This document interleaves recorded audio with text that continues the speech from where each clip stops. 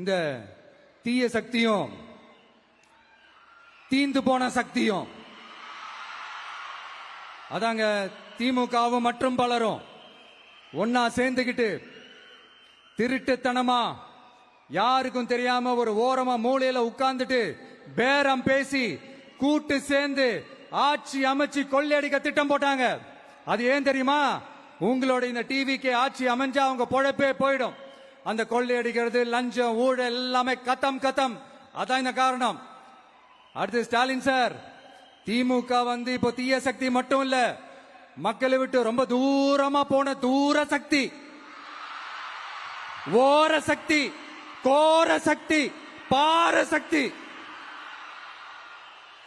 நீங்க எப்போ இந்த தீந்து போன சக்தியோட நீங்க கூட்டு சேர்ந்துகிட்டு ஆட்சி அமைக்கணும்னு நினைச்சீங்களோ அப்பவே இந்த திமுக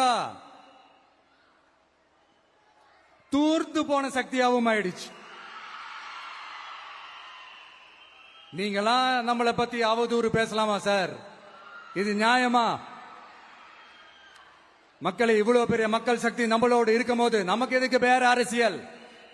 எலெக்ஷன்ல 50-60 வருஷமா இருந்த சாதிய உடைச்சிருக்கிறோம், மதத்தை உடைச்சிருக்கிறோம், காசு கொடுத்து ஓட்டு வாங்கறத உடைச்சிருக்கிறோம். நாம எது செஞ்சாலும் கான்ஸ்டிடியூஷன்ல தான் செய்வோம். நாம சிங்கிள் மெஜாரிட்டி வாங்கி இருந்தாலும் நம்மள நம்பி முறையா கூட்டணியில கட்சியில ஆதரிக்க வர்றவங்களை அரவணைச்சு தான் இருப்போம்.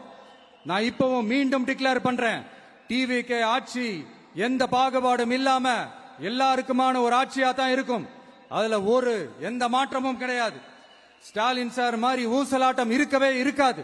மதச்சார்பற்ற கொள்கையில சமரசமே இல்லை. மாநில உரிமைகள்ல விட்டு கொடுக்கவே மாட்டோம். நதி நீர் உரிமைகளை விட்டு கொடுக்கவே மாட்டோம். சமூக நீதி, சம நீதிய, சமத்துவ நீதிய ஒரு நாளும் விட்டு கொடுக்கவே மாட்டோம்.